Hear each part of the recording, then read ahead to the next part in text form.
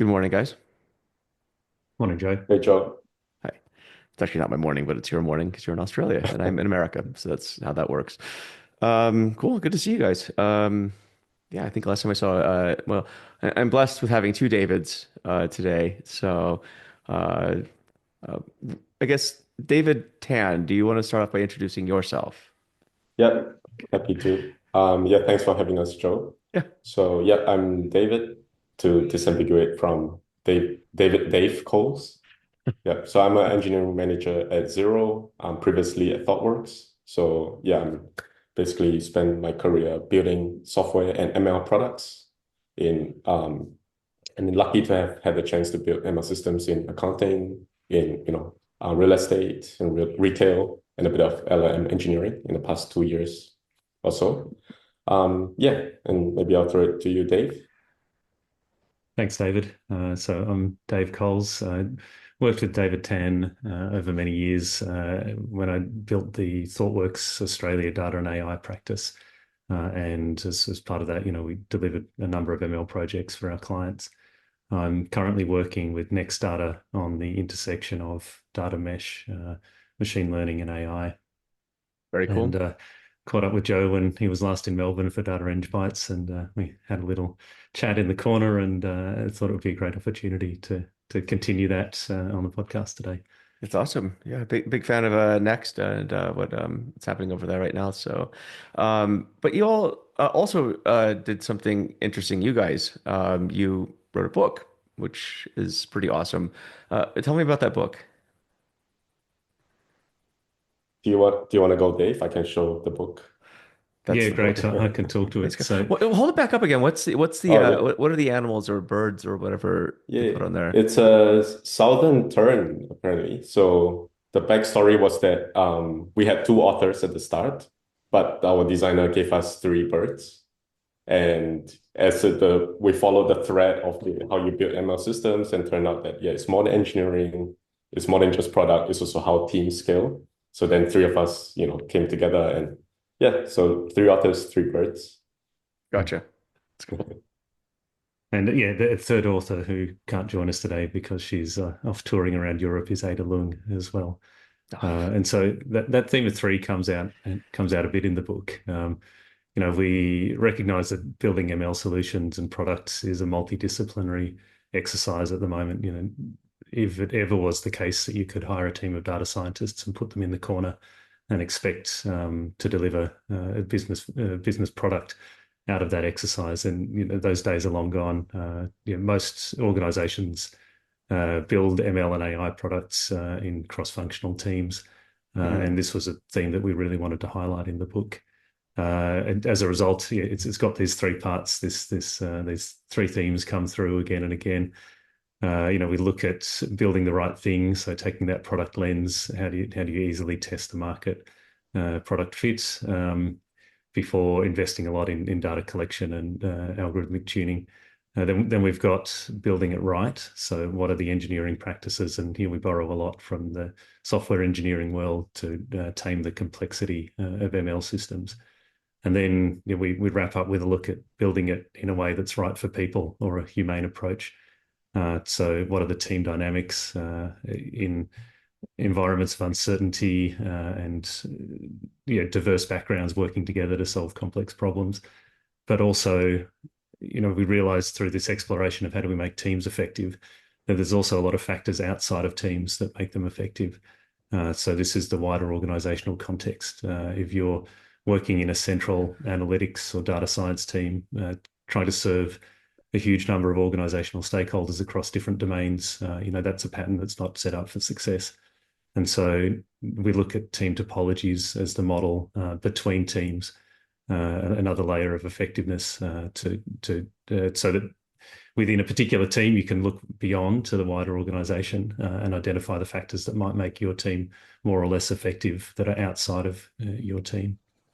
That's interesting. And you said something that I want to dive into, which is I think the earlier sentence you had mentioned when you started Dave Calls was um, hiring some data scientists putting them in a corner and having them do work. This has been, I would say, the archetypal pattern for data science teams is, especially this was prevalent during the data science boom. I would maybe call that data science boom 1.0 because I think we're sort of in the middle of 2.0. But 1.0 was the data scientists, which was the sexiest job of the 21st century. Mhm. I think what you saw often is you'd get there's just I think this idea that we could hire people say out of grad school, particularly if they had a STEM PhD, put them into a business sight unseen, and they would just absolutely crush it. What are your thoughts on that pattern? Yeah, I don't think it sets anyone up for success.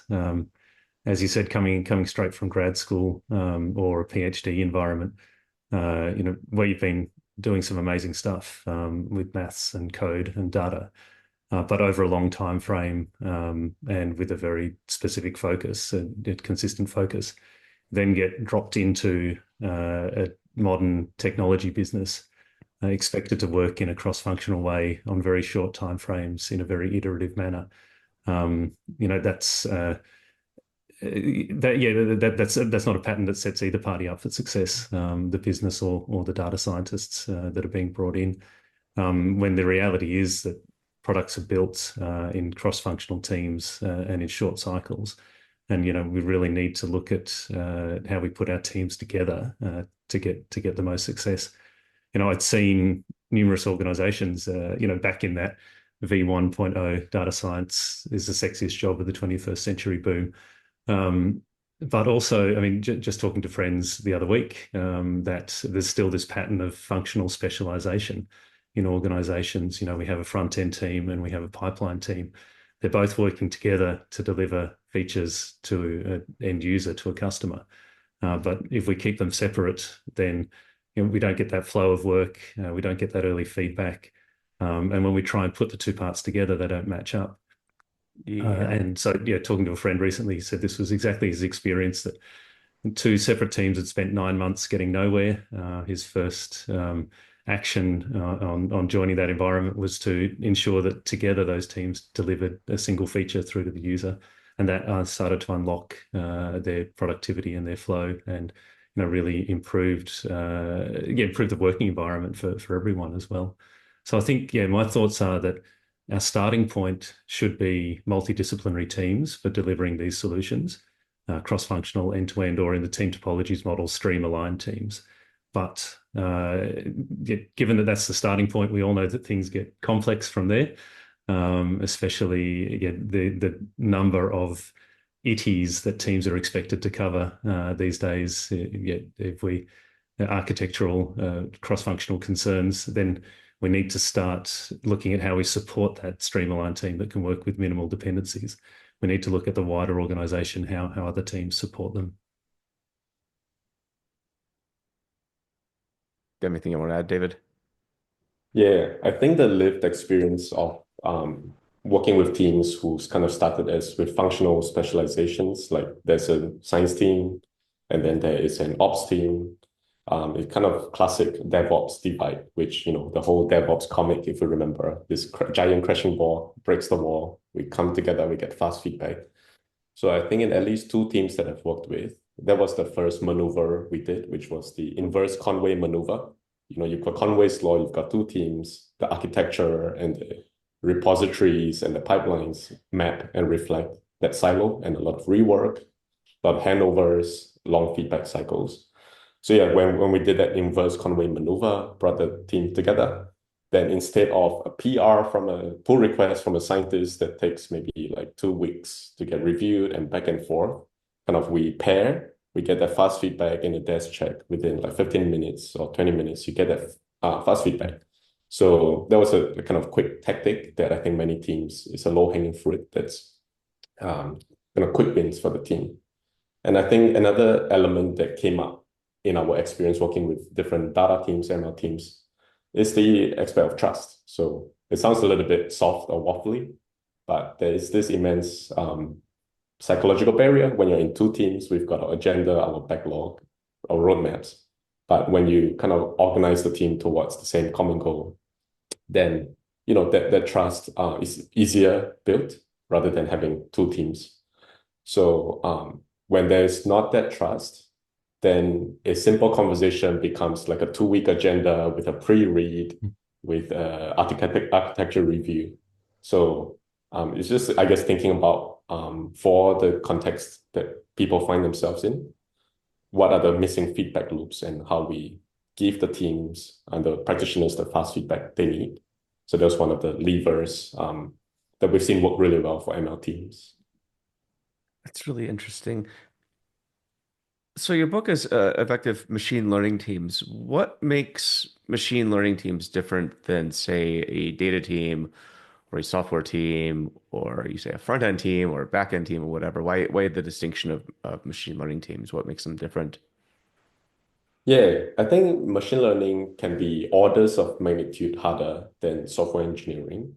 Um, in there are some certain challenges that you don't see in software engineering, and similarly, there are software engineering challenges that we don't see, for example. Um, so from machine learning, like it's common to see like data pipeline jungle. You've got your training pipeline, but it's got upstream dependencies, and then if you draw a graph of this data lineage, it's easily complex. You've got your scale or compute requirements that you need 100 nodes or sometimes GPUs that maybe even cloud providers may not have on demand. And another symptom is that monitoring of ML system is not just whether your service is up and running, is it 4 nines? It's also like it could be spewing gibberish. And if you don't monitor that, then your customers are suffering because of that lack of monitoring. So there are a couple of, I think, unique requirements of building ML systems that we've seen time and time again. Earlier in your comment, like, can we just put a group of data scientists and go, crush the problem? We found it's no, right? There are these pathway of kind of jobs to be done in an ML system. Like you've got to have ways to test the system. You gotta have ways to refactor the system so you tame the complexity. You gotta have ways to monitor the correctness and grow the ground truth. So there are these kind of unique challenges of machine learning systems. And I think I heard somewhere, Joe, you reference yourself as a recovering data scientist. Is that right?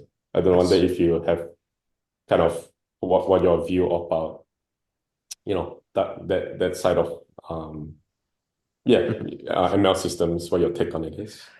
Oh, where to begin?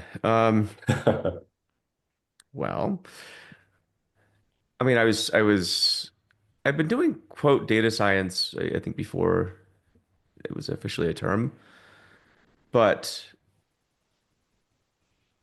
I remember being caught up in I guess data science 1.0 bubble, being hired as a data scientist, and often finding a situation where there was little to no data upon which to do the science in quotes. And I'm sure you're nodding your heads. You've probably seen the same thing. Either the data is simply not available, or the systems to provide the data in a reliable manner, in a way where there's high data quality and so forth to be used for machine learning simply wasn't there. And so, I guess I'm the kind of guy that doesn't like to sit around and loaf and do nothing. So I started building the systems to do my job, right? And I guess that was sort of the early archetype of what became data engineering. It was more of a support function for data science. And so I'd recognized early on that, the algorithms part of data science and machine learning is certainly difficult. Especially when you're trying to maybe fit an algorithm to a data set, right? But oftentimes, I think the harder thing is the engineering involved to productionize it, and so that's where the recovering data scientist part. Right? I think I just got jaded on seeing not only myself but also my peers, and especially people who had come out of PhD programs, for example, and go into industry. And I think there's a very high expectation for what these people were capable of doing versus the reality of the job in which they entered. Complete mismatch. So I got jaded on data science, for Yeah. lack of a better way of putting it. Yeah. And it's interesting what you say that often the algorithms that data scientists are working with are open source, and there's plenty of examples out there of successful application of these algorithms. Yeah. Um, but the differentiator for any business is the data that they hold, their proprietary data that's unique to their business. Oh yeah, Um, and not all and algorithms are not one size fits all. I think that's one of the mm, misnomers. It really comes down to how do you understand the data and how is it construct, especially when, if we're talking about tabular data, which every business has, right? That's actually really hard, and it's not mm, solved. XGBoost is all you need. XG Boost, I mean, it's great. Yeah, it's all you need. But that's the old misnomer. But it's funny because I mean, I think during the deep learning hype cycle too, when that was in full swing, there was this notion that, even XG Boost was going to go away and all you needed was deep learning, Mm, right? You don't even need to do feature engineering anymore. Just throw your tabular mm. data sets in, and you're off to the races. And I think we come to find out that's probably not exactly true. But yeah. Yeah. Look, and I guess that's an interesting scenario we saw in our client work. The rise, there was a period, and we continue to see the rise of self-service ML or data science platforms as well. Yeah. They're great at sort of architecture search or hyperparameter tuning, but promise to enable citizen data science. But as you highlighted, ensuring that the data comes through in a high quality way, that we're engineering features that are predictive for automated searches. That's still a key enabler, and another reason why we need to look at a team with the capability end to Yeah. end to deliver those solutions.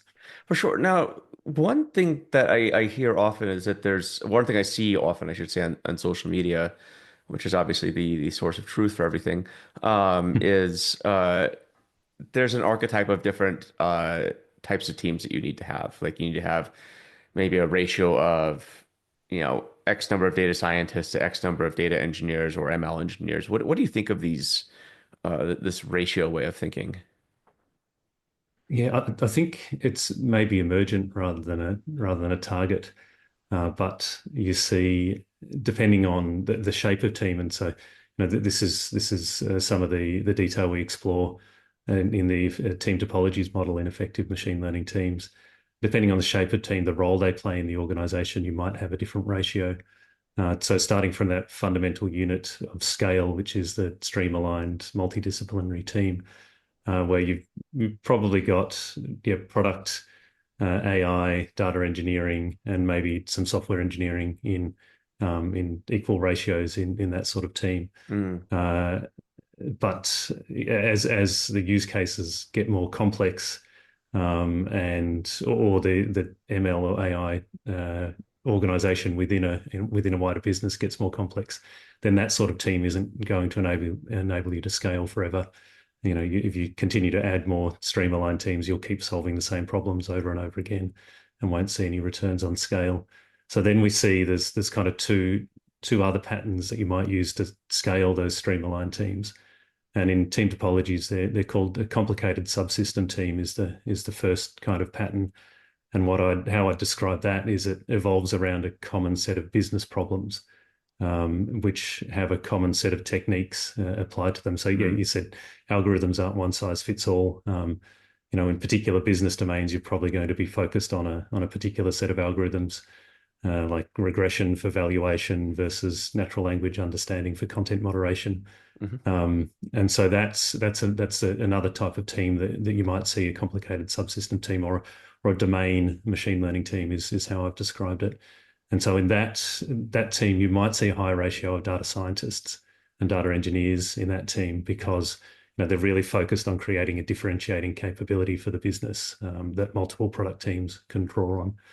But at the same time, you want them to be having a product mindset, and you want them to be exposing their solutions as services so that they can scale their impact to the business. So they're not just collaborating with one or two other teams at Mm, any point in time.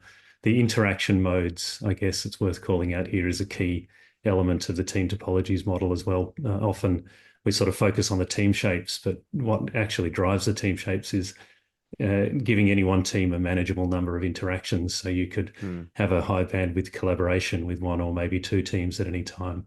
But if you're exposing your solutions as services, then you can serve hundreds or thousands of teams in that way. The other pattern we see, so the other dimension of scaling is maybe those kind of very common technological solutions that any team could use, such as access to data, access to compute, without having a specific business application or a set of data science techniques. And so that would be the platform team. And so in a platform team, its aim is to serve many other teams as a service, as to be able to make sort of known problems, to avoid multiple streamline teams having to solve the same known problems over and over again. Interesting. And so that team's probably a little bit more engineering heavy, but they need software engineering heavy to be able to deliver those services. But they need some degree of domain expertise to understand their customers, internal customers as well. And then the final team shape is an enabling team, which is kind of like an internal consultancy, but some specialized area of machine learning or AI.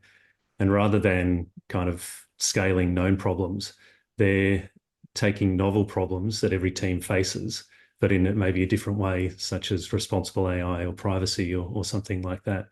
And they're helping each team work through solutions.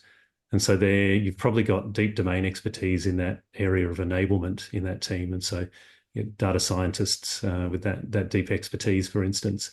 But you also need some degree of consulting capability. You need a mindset where this enabling team is working with multiple product teams to solve their problem and then move on to the next problem. And hopefully the way they solve their problem, it can be systematized into platform services over time as well. Yeah. And to add a little bit to that point about as a service modality or as a way of scaling a team's capability, we saw a case, I call it the tale of two velocities. There was one team that was kind of feeling a bottleneck where like the data engineers and ML engineers had to bend over backwards to smuggle data from all manners of places to do like an email marketing campaign. It was like a several months program of work. And when it was done, like all of that work was like a one-time bespoke use because that data product didn't really have a API or that didn't have a way that you can call it as a service.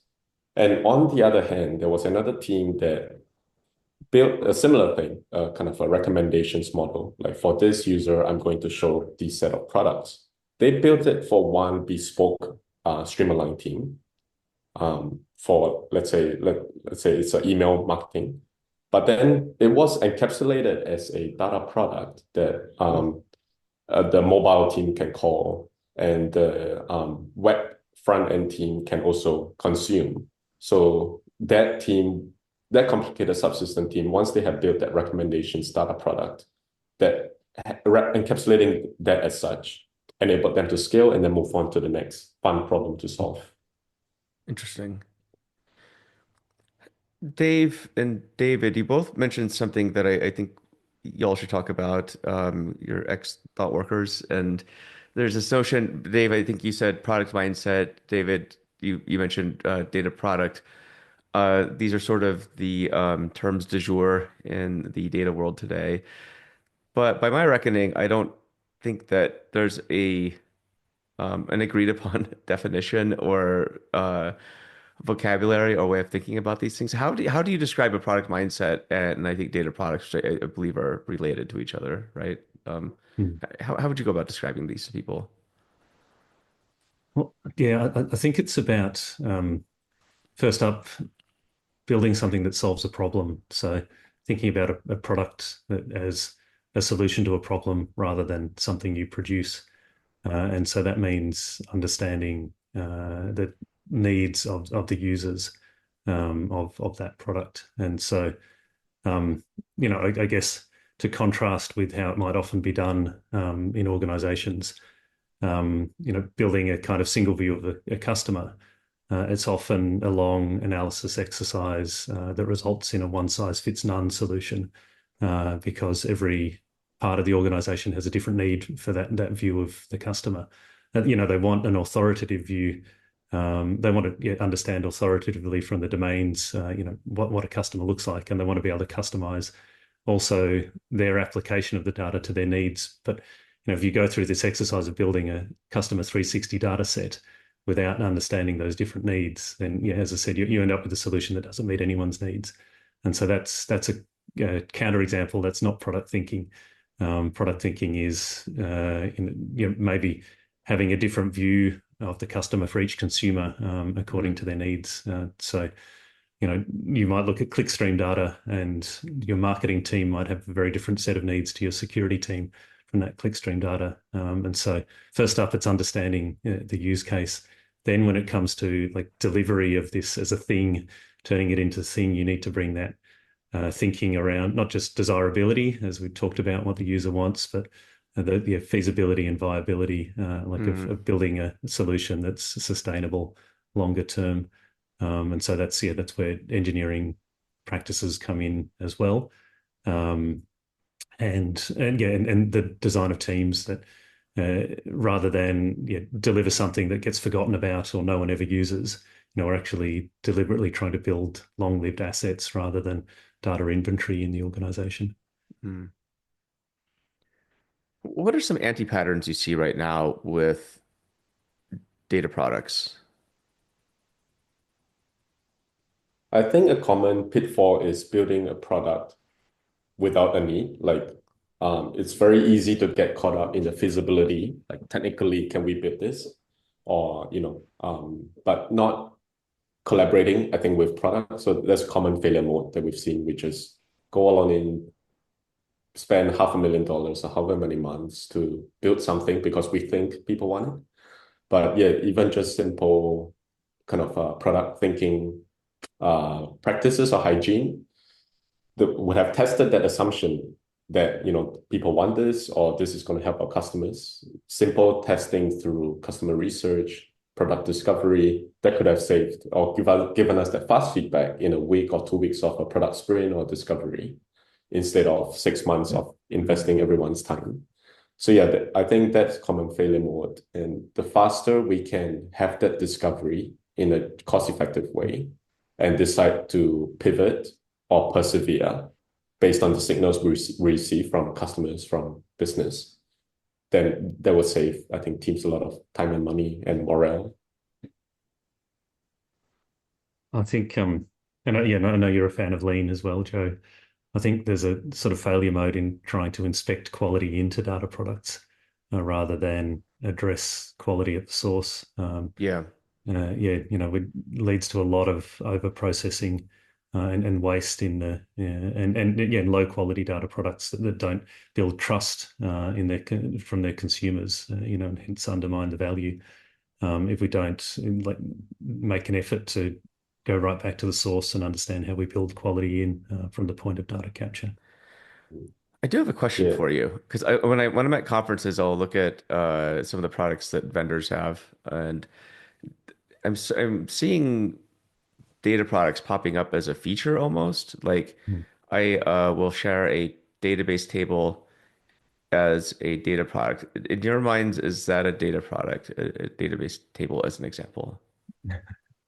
I think obviously the functional, if I can use that word, functional data that sits within a data product is a key part of it.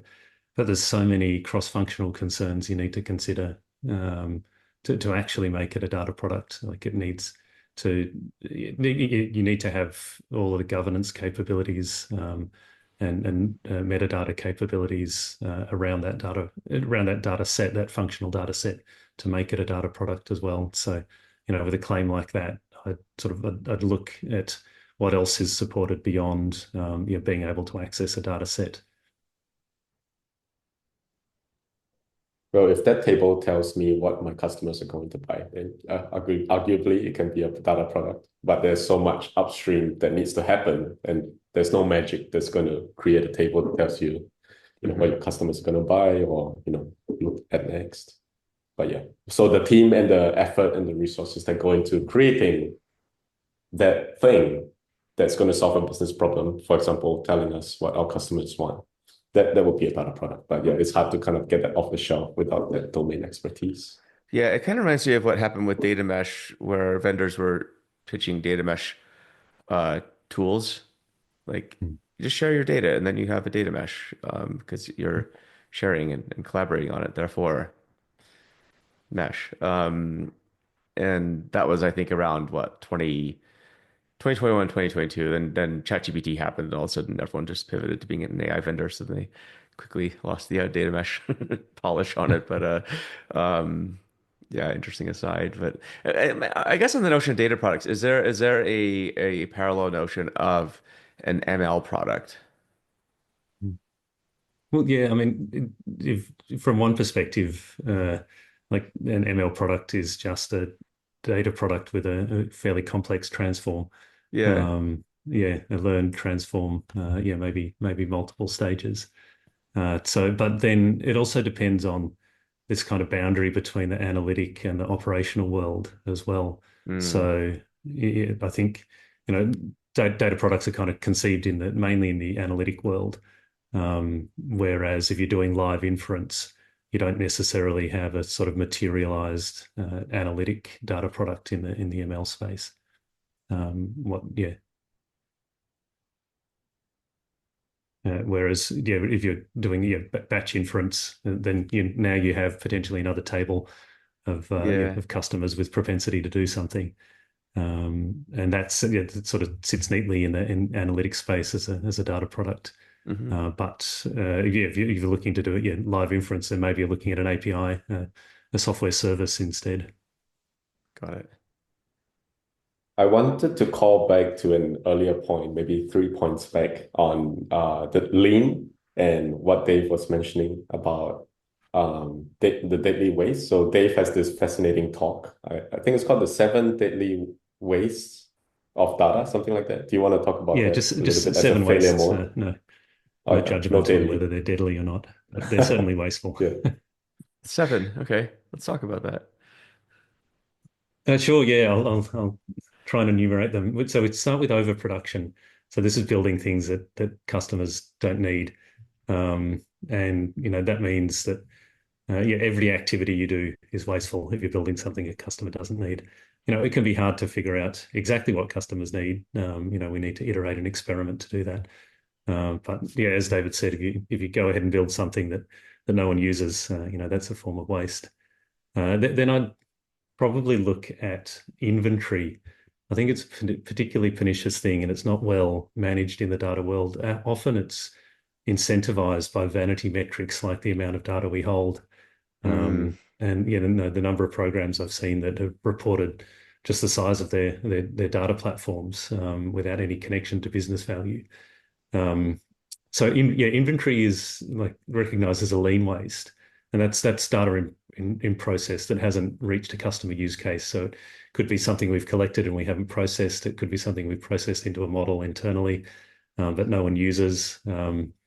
And so, yeah, in any stage of processing, but also other disciplines like accounting recognize inventory as a waste and a business risk. And so I think, yeah, we can get a lot smarter around how we recognize data inventory and how we deal with it in our organizations.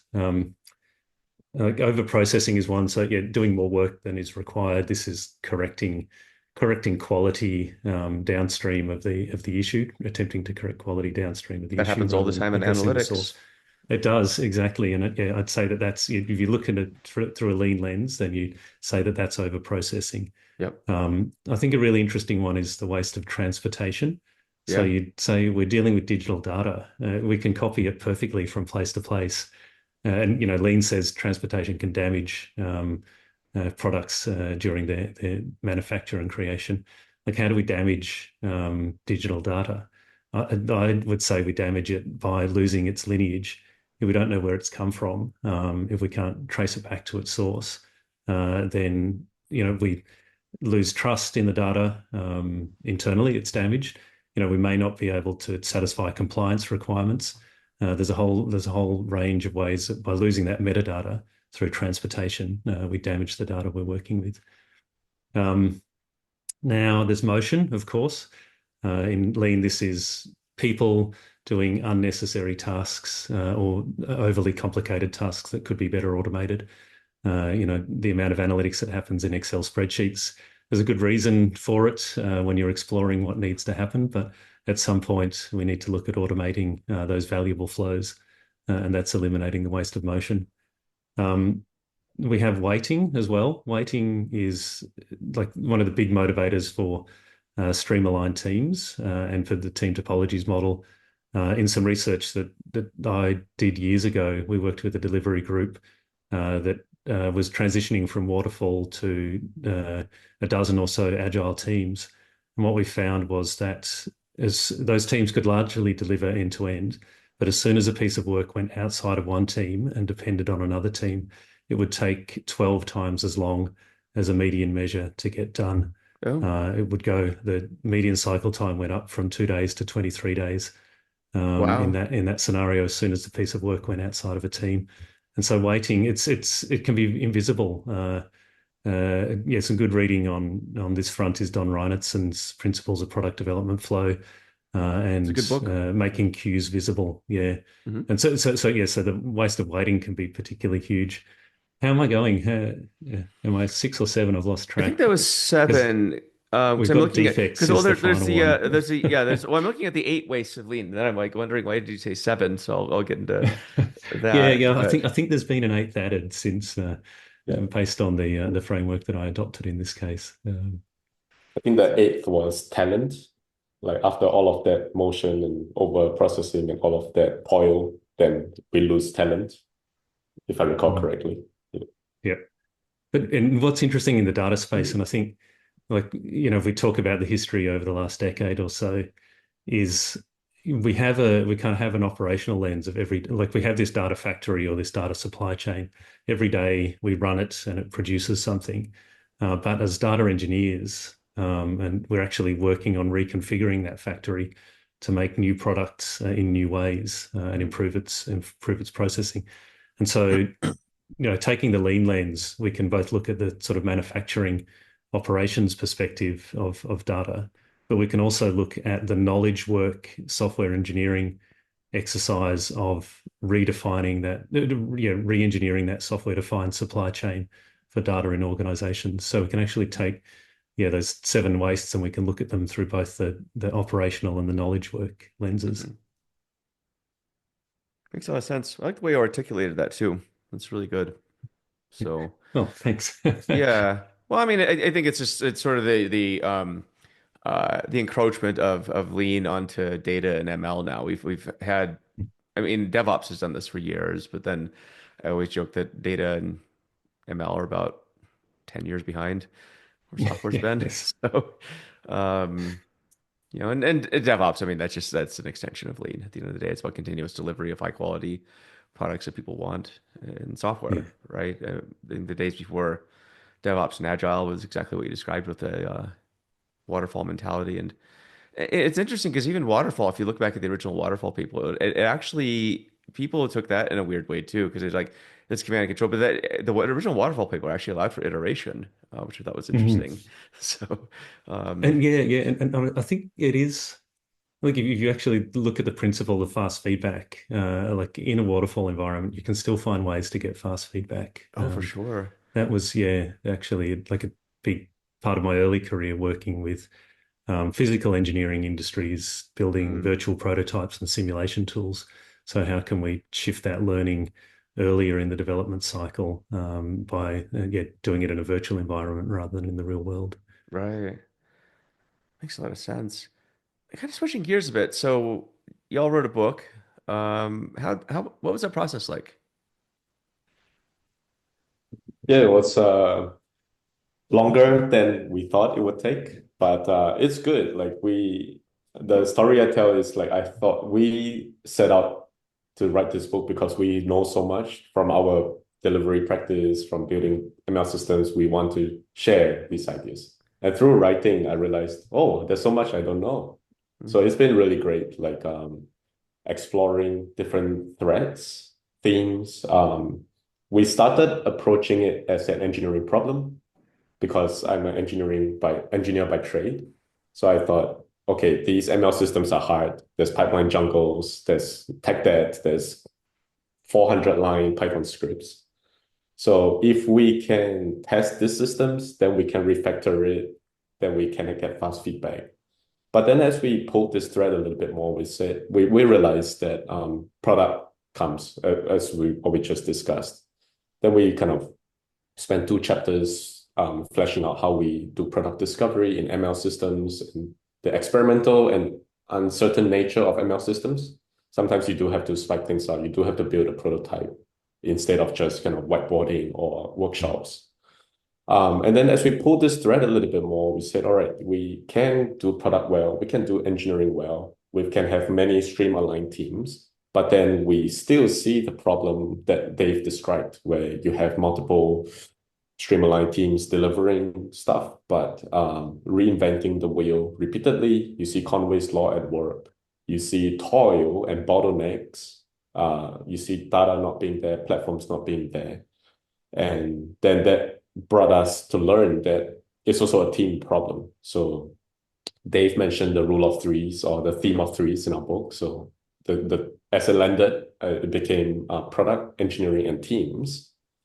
So yeah, through the process of writing that, I think we came to a holistic understanding of like almost like a pre-flight checklist. Like if you're gonna stand up a team or if you're gonna uh, rework a current team that's having some capacity challenges, then these are kind of pre-flight checklists that we go through, like around product engineering and your team APIs or team patterns. There's no one size fits all, and when do you use the right shape? Yeah. Mm. Dave, what's your experience or what's your take on the process? Yeah, yeah.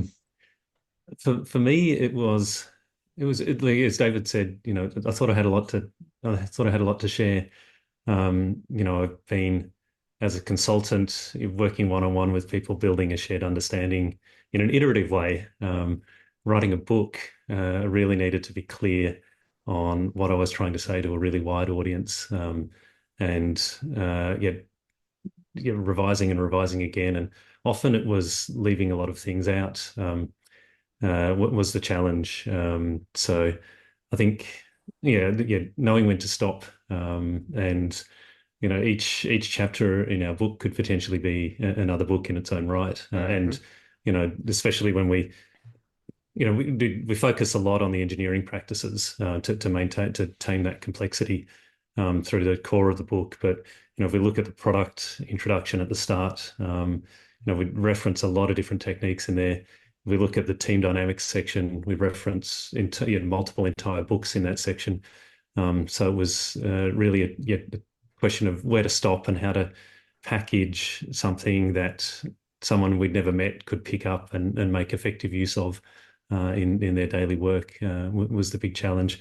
But the really rewarding thing for me was that, the emergent things that came out of it. So, that chapter on team topologies, the final chapter, number 11, around, again, the levels of three. We look at individual effectiveness, we look at effectiveness within teams, and we look at effectiveness between teams. That chapter wasn't in the original plan, and it was really great to just see it emerge from the process of trying to share the original plan with an audience. That's cool. Shout out to Radiohead for the quote there. That's cool. Um, that's interesting. I'll have to give this a look. By the way, did you guys put the quiz questions in here? Yeah, that's a new feature on the O'Reilly platform to, I think, Oh, to active recall and oh, interesting. improve learning. I'll have So to see yeah. if that's on my book. That's interesting. Yeah, I like the flow of this, right? Where always are the challenges, and then you kind of get into descriptions of things. Then the final chapter is always a hard one. I feel like because it's like you kind of you coming back to the punchline, right? And Mm. um, it's always one of those things. I don't know about you. I'd love your thoughts on this. But the final chapter is always feels like you're writing it in the back of your head, probably every day as Mm. you're writing a book. Mm. You're just walking around like you're sort of processing it. I mean, walk me through this. What you said that the final chapter wasn't supposed to be there when you started. Like, how much of what you thought you were going to write did you end up writing? versus how much did you end up changing? Mm. Yeah, I I got, think yeah, I, so yeah, you go, David. yeah, I think one of our mentors when we started writing the book was Neil Ford, who wrote Oh, he's good. Evolutionary Architecture. Yeah. So one of the ideas he shared with us is that you may follow a thread or have a plan to do something, but as you write, the story or the narrative will lead you somewhere, and be comfortable with that flow. Go with that. And so for us, that was we started to think ML. Yes, you need engineering, you need ML, you need data, as we described in your recovering data scientist journey. But as we followed that, we found that actually data was very well written about. That's your book, obviously, Joe, and many other Like thousands of others. aspects. Yeah. Yeah, exactly. Building data intensive applications and things like that. And so we decided, that's already written well about what's our literature going to contribute to. And teams was that aspect that emerged, as Dave mentioned, the emergent aspect. Like we see teams on the ground building these streamlined products, doing these engineering best practice, but still there was that team aspect of do you have the right team shapes, or are you having handovers and waiting between two teams? And another interesting one was scaling ML across an enterprise or an org. So there are a Mm. couple of scaling modes, right? You throw people at the problem, just hire lots of ML engineers, data scientists, put them in different streamlined pods, do different things.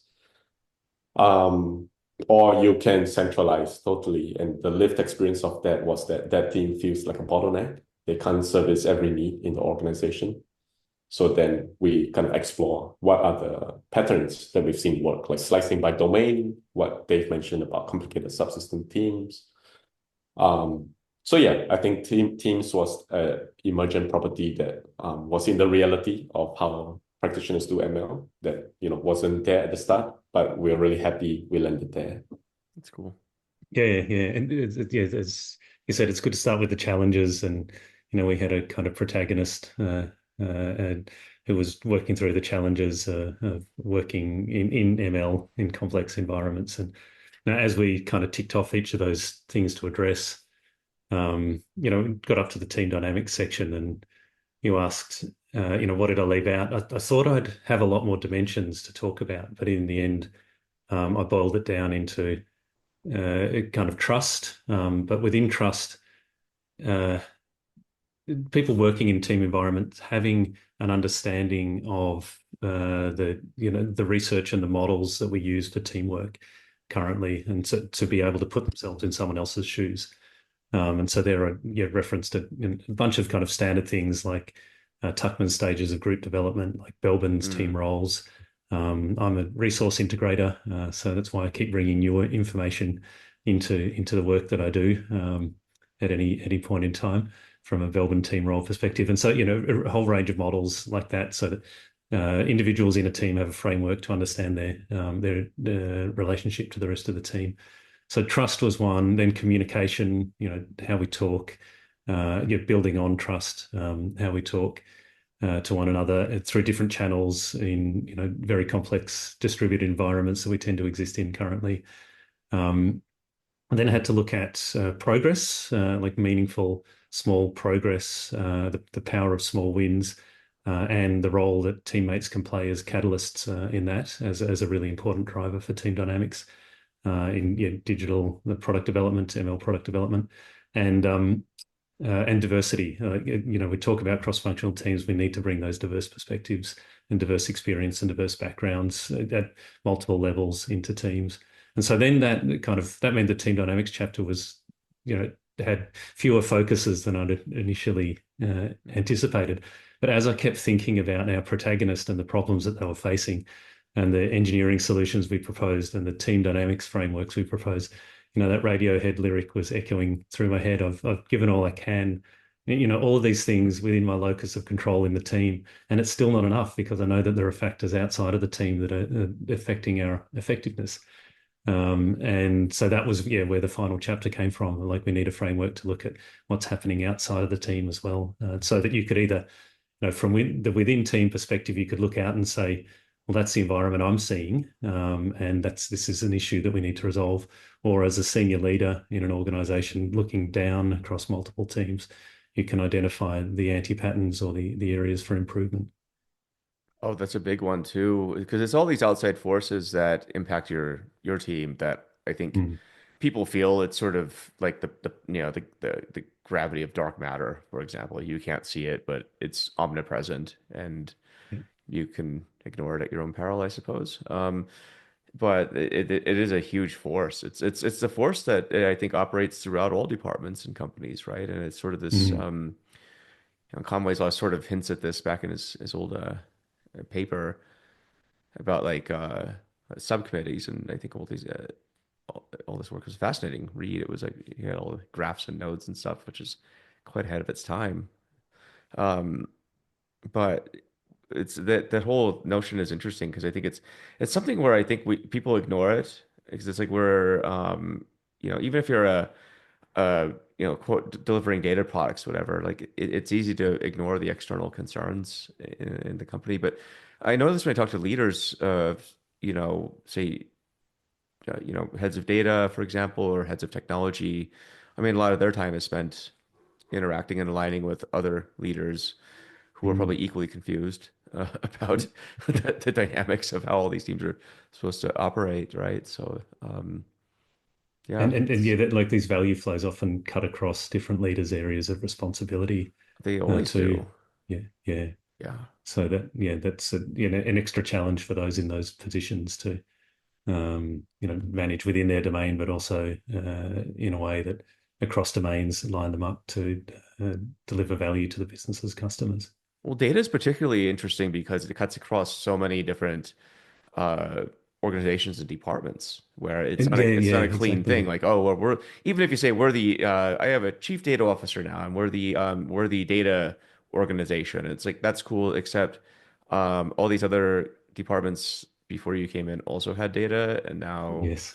it can become very territorial. So it's Comes back to the data mesh conversation, I guess there mm, around yeah, and yeah, precisely often data's collected in one domain and used in another domain within the business. So yeah, by its nature, it cuts across. yeah. And not just business internally, but also externally, right? Increasingly, it's about information flows between organizations and companies and governments and so forth. So it's just, I kind of look at it like a continuous stream, sort of like the water cycle is more of what I'm starting to equate it to, where it mutates. It doesn't really ever go away. Um, Yeah, yeah. just And changes yeah, form. as businesses become more interconnected, there's more motivation for that data sharing in one model or another. Yeah. Are you guys going to write another book?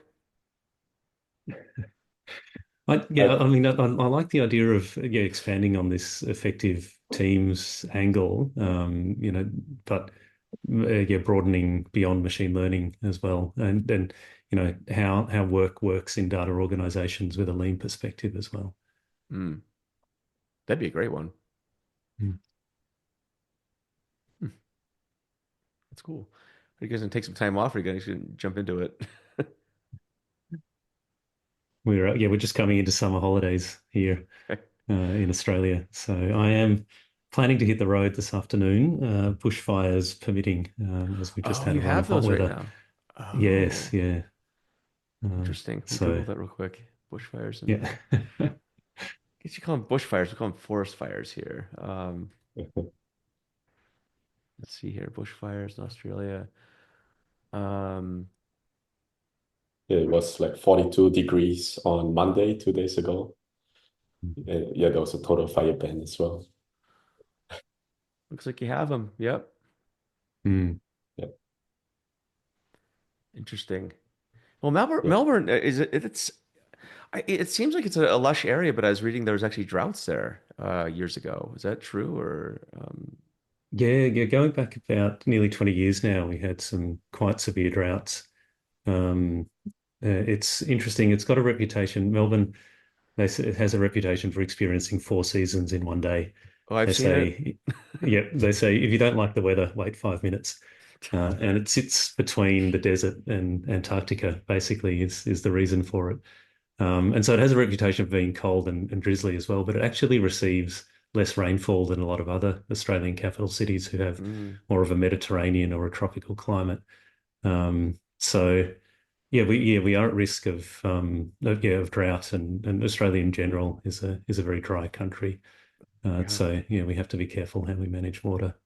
Yeah, it looks like it. I mean, I remember flying over on my way to Perth, and I was like, "Holy cow, this place is like Mars, Yeah, like yes. like uninhabitable." I mean, yeah, it's crazy. Well, cool. I hope we have a good summer trip then. It's winter here. I was literally just looking at snow up in the mountains here, so um, it's funny how the seasons are completely different. But yeah. And in Melbourne, by the way, coffee for the audience. Melbourne touts itself as having the best coffee on the planet. Can you guys talk about that for a second? Yes, no argument.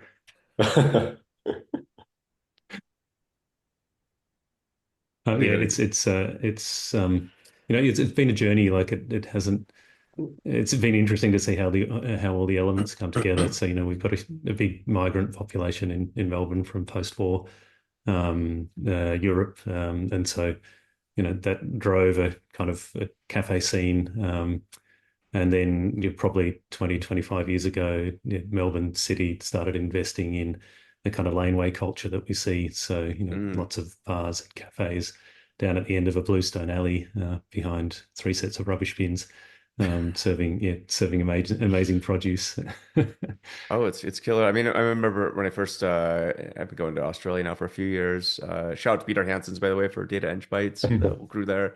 But yeah, I think when people would say hi, they wouldn't even introduce themselves. They would just say, "Have you tried the coffee?" And I'm like, but after seeing this about 20 times in a row, I was like, okay, I got to go try the coffee, I guess. Thought that was pretty interesting. But yeah, it's legit. I'd say it's good. So congratulations. So anyways, Yes, yeah. happy to give anyone a tour around if they're in this part of the world. Yeah, it's great. Well, awesome, guys. It was great talking with you. Congrats on the book, by the way. I know it's a big milestone to have it published, and it looks like it came out pretty recently. So the audience, go buy it. It's awesome. So That's Yeah, great. Thank you thanks, so John, and much, thanks for Joe. having us. yeah, anytime, guys. Cool. Well, yeah, have a good one. All right, Yeah, Yeah, thanks so bye much, for now. Joe. take care. Bye.